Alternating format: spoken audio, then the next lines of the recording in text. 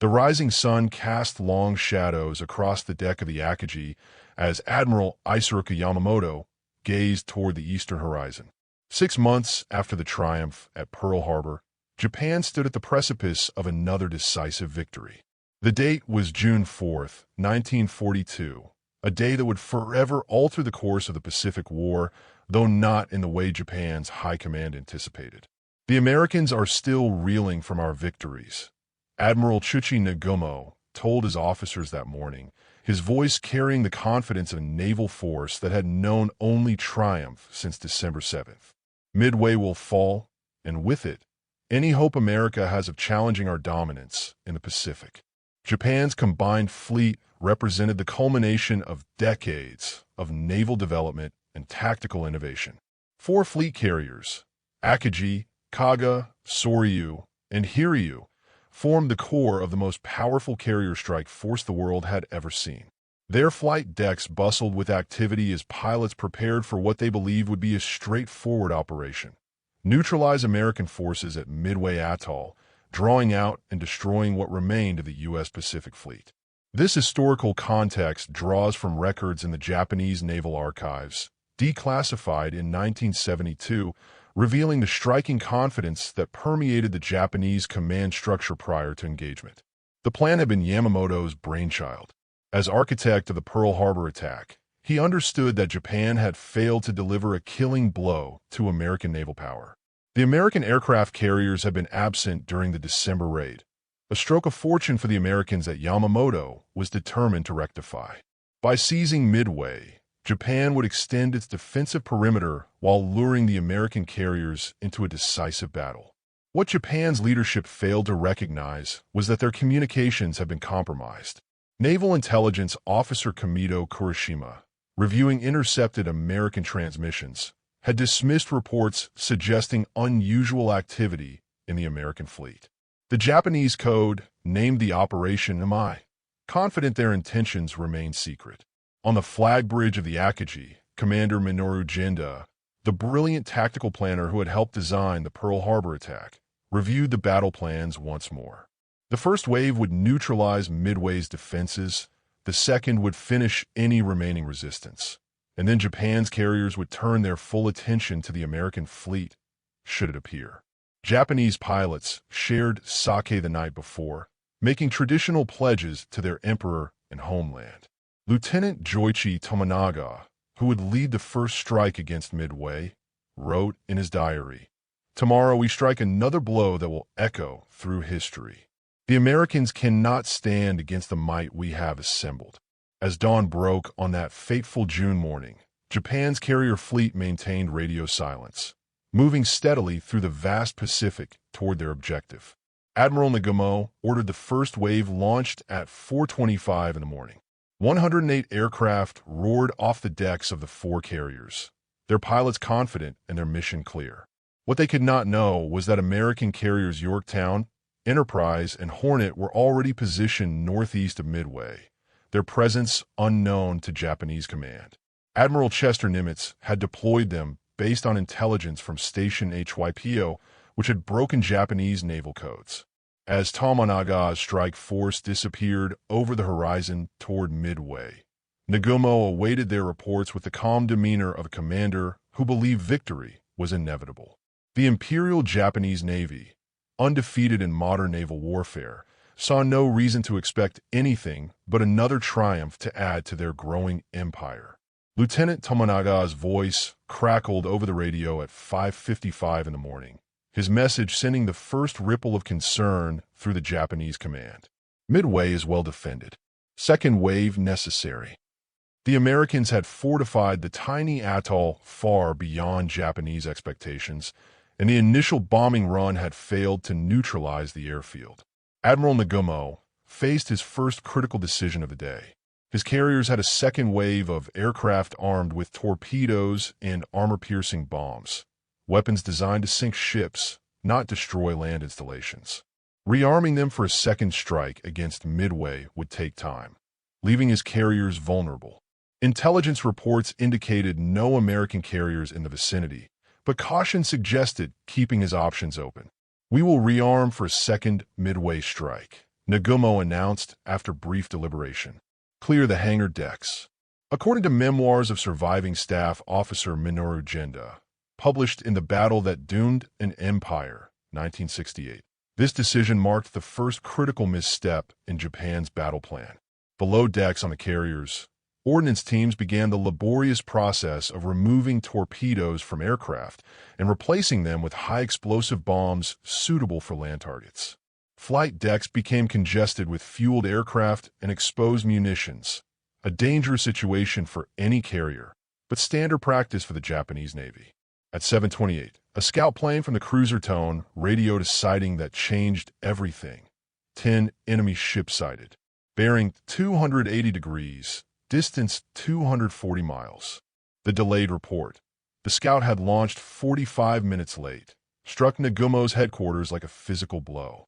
Commander Fukuda Mitsuo, the air group commander who had led the Pearl Harbor attack but was grounded due to appendicitis, later wrote, "In that moment, the mood on Akagi's bridge transformed from confidence to confusion.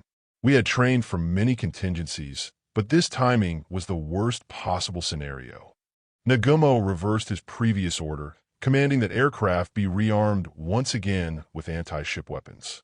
On the hangar decks, the chaos intensified. Bombs were removed from aircraft that had just been reconfigured, and torpedoes were once again brought up from the magazines. Fuel lines snaked across decks slick with aviation gasoline. At 7:55, another report arrived. Enemy force accompanied by what appears to be an aircraft carrier. Nagumo's worst fears were confirmed.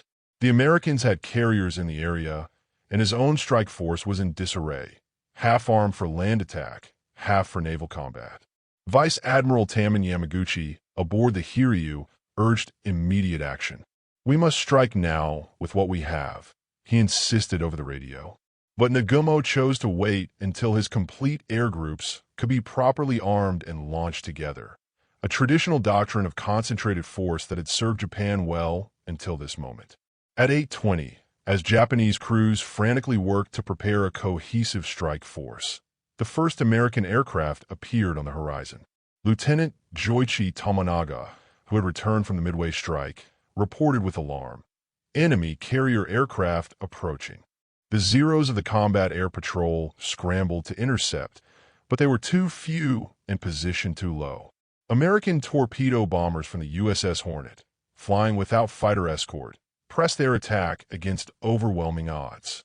Though these initial attacks were repelled with heavy American losses, they forced Nagumo to constantly maneuver his carriers, further delaying the Japanese counterattack.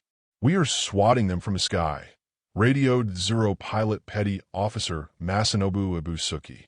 "But they keep coming from all directions." The Japanese command, still confident in their superior fighters and anti-aircraft capabilities, failed to grasp the full scope of the American attack developing around them. At 10:25 in the morning, as Nagumo's carriers finally prepared to launch their own strike against the American fleet, lookouts aboard the Akagi shouted warnings that cut through the din of preparation. Enemy dive bombers overhead. What followed was 15 minutes that would forever change the course of the Pacific War. Lieutenant Commander Clarence Wade McCluskey's dive bombers from the USS Enterprise, having nearly exhausted their fuel searching for the Japanese fleet, arrived precisely when Nagumo's carriers were most vulnerable, their decks crowded with aircraft, ammunition, and fuel lines. "They came from the sun like demons," recalled Zero Pilot Kano Masahisa, one of the few Japanese aviators who survived the day. One moment the sky was clear, the next it was filled with American Dauntless bombers in steep dives. Interviews from the Imperial Navy's Darkest Day, published by the Tokyo Military History Institute in 1983, reveal the shock and disbelief that swept through Japanese forces during these critical moments. The first bomb struck the Kaga at 10:26, plunging through her flight deck and igniting the fuel and munitions below. Moments later, the Soryu suffered 3 direct hits, erupting into flames from stem to stern. On the Akagi's bridge, Admiral Nagumo watched in horror as a single 1,000-pound bomb transformed his flagship into an inferno. Commander Fukuda, recovering below decks from his appendectomy, described the impact. The mighty Akagi shuddered as though struck by an earthquake. The flight deck heaved upward, and then the explosions began. Ammunition, fuel, and the fully armed aircraft created a chain reaction that no damage control team could hope to contain. Only the Hiryu, positioned slightly apart from the formation, escaped the initial American attack. Vice Admiral Yamaguchi immediately launched a counterattack against the American carriers, demonstrating the fighting spirit that had made Japan's naval forces so formidable. "We will show the Americans what it means to face the Imperial Navy," Yamaguchi told his air groups before launch. His strike force managed to locate and severely damage the USS Yorktown, temporarily evening the odds. Below decks on the burning carriers, Japanese sailors fought desperately to save their ships. On the Akagi, Damage Control Officer Lieutenant Commander Shogo Masuda led his men into increasingly hopeless conditions. "The heat was unbearable," Survivor Petty Officer Hideo Suzuki later recalled. "Men were burning alive, but still trying to flood the magazines to prevent a catastrophic explosion." Admiral Nagumo transferred his flag to the cruiser Nagura at 11:40, watching his once mighty carrier force being consumed by flames. The Soryu sank at 1900 hours, the Kaga shortly after. The Akagi, the pride of Japan's carrier fleet, would remain afloat until early the following morning, when Japanese destroyers delivered the coup de grace with torpedoes to prevent her capture. As night fell on June 4, 1942, only the Hiryu remained operational among Japan's carrier strike force. Her fate would be decided in the waning hours of this catastrophic day for the Imperial Japanese Navy. As darkness settled over the Pacific battlefield, Vice Admiral Yamaguchi stood resolute on the bridge of the Hiryu, the last operational Japanese carrier. Throughout the afternoon, American search planes had hunted the lone survivor of Nagumo's force, and at 1700 hours, they found her. "We will continue the fight," Yamaguchi declared to his officers as American dive bombers appeared on the horizon. The spirit of Bushido demands nothing less. 4 bombs struck the Hiryu in rapid succession, transforming Japan's last carrier at Midway into a blazing hulk.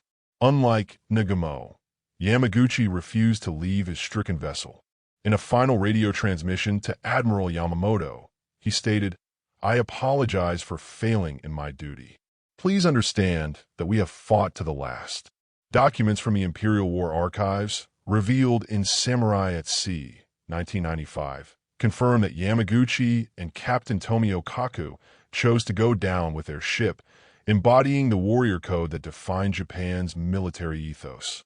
Throughout the night of June 4th and into the early hours of June 5th, Japanese destroyers worked frantically to rescue survivors from the burning carriers. The sea was illuminated by the funeral pyres of what had been the most powerful carrier force in the world just 24 hours earlier. Aboard the battleship Yamato, hundreds of miles away, Admiral Yamamoto received the reports with stoic dignity. "I fear all we have done is to awaken a sleeping giant," he reportedly told his staff, echoing concerns he had expressed months earlier after Pearl Harbor. The battle was not entirely one-sided. The USS Yorktown, damaged by Hiryu's aircraft, would eventually succumb to a Japanese submarine attack while being towed back to Pearl Harbor. But the strategic balance had irrevocably shifted. Japan had lost 4 fleet carriers and hundreds of irreplaceable veteran pilots. Lieutenant Commander Shigeru Itaya, one of the few senior aviators to survive, was picked up by the destroyer Makigomo after 15 hours in the water. "When I was pulled aboard," he later wrote, "I saw officers weeping openly. I had never witnessed such a thing in the Imperial Navy. Then I understood the magnitude of our defeat." As dawn broke on June 5th, Japanese commanders faced the grim task of accounting for their losses. Of the 539 men aboard the Kaga, just 821 survived. The Akagi, Yamamoto's former flagship, lost over half her complement of 1,340 sailors. The highly trained air crews suffered even more grievous losses. More than 100 pilots and aircrew were killed, representing nearly a third of Japan's elite carrier aviators. Captain Jisaku Okada of the Hiryu, rescued against his will by his crew, reported to Admiral Yamamoto. The Americans knew we were coming. They were waiting for us. This was not a battle. It was an ambush. This suspicion that American forces had foreknowledge of the operation grew among Japanese leadership in the days following the battle. How else could 3 American carriers have been positioned so perfectly? The possibility that their naval codes had been compromised was considered, but ultimately dismissed. The failure was attributed instead to American reconnaissance and luck. As the surviving ships of the combined fleet withdrew westward, hospital ships filled with burned and wounded sailors, Japan's naval leadership began the painful process of assessing what had gone wrong and what this defeat meant for the future of the war. The ships that limped back to Japan carried not just wounded sailors, but a wounded empire. Yet as they steamed into Hashirajima anchorage on June 14, 1942, an extraordinary deception was already underway. One that would shape how Japan's people and even many of its military personnel understood the Battle of Midway. Imperial General Headquarters issued Communique number 114 on June 10th. In a recent naval engagement with American forces near Midway, the Imperial Navy inflicted serious damage upon the enemy, sinking the aircraft carrier Yorktown and damaging several other vessels while suffering only moderate losses of our own. The Japanese newspaper Asahi Shimbun, in its June 11, 1942 edition, proudly proclaimed victory at sea in bold headlines, demonstrating the extent of wartime censorship and information control, as noted in Propaganda and Truth, Japan's Home Front, 1989. The truth was too devastating to reveal. Japan had lost 4 irreplaceable fleet carriers, Akagi, Kaga, Soryu, and Hiryu, along with 258 aircraft and over 3,000 sailors and aviators. Most critically, they had lost their cadre of experienced naval pilots, men who trained for years and whose skills could not be quickly replaced. Admiral Matome Agaki, Yamamoto's chief of staff, wrote in his private diary, "This single defeat has rendered the Hawaii operation meaningless. We must now reconsider the entire strategy of the Pacific War." Captain Mitsuo Fukuda, one of the few senior commanders to survive, was summoned to the Imperial Palace to brief Emperor Hirohito. In his memoirs, he recounted, "I could not bring myself to speak plainly of the catastrophe. Instead, I presented a sanitized account that emphasized the damage we had inflicted on American forces while minimizing our own losses." This pattern of concealment extended throughout Japanese society. Families of sailors lost on the 4 carriers received notifications that their loved ones had died in a great victory for the empire. The sunken carriers were not officially removed from the Navy's registry until much later in the war, creating the illusion they were still operational. Lieutenant Commander Masatake Okimiya, a naval staff officer, later wrote, "Midway was a turning point that we refused to acknowledge had turned. We continued to plan operations as though our carrier force remained intact, even as the reality of our diminished capabilities became increasingly apparent. The strategic implications were immense. Japan's offensive capacity had been crippled in a single day. Plans for further expansion in the Pacific were abandoned. The projected invasion of Midway itself was canceled, as were operations against New Caledonia, Fiji, and Samoa.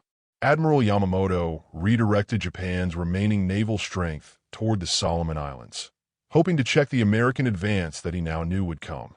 In Tokyo, naval planners accelerated carrier construction programs, but new ships required crews, and experienced pilots could not be replaced. Japan's naval aviation training programs were expanded, but quality was sacrificed for quantity. Training hours were reduced from 400 to 275 hours per pilot. After Midway, we were teaching young men to fly, but not to fight, observed Commander Minoru Genda, one of the architects of Japan's naval air power. We were sending them against American pilots who improved with each engagement. The Japanese people would not learn the full truth about Midway until after the war. For many, it came as a shock to discover that a battle described as a tactical draw or even a victory had in fact been the beginning of Japan's long retreat across the Pacific. Admiral Nagumo, relieved of carrier command after Midway, wrote in his final report, "The enemy was favored by chance.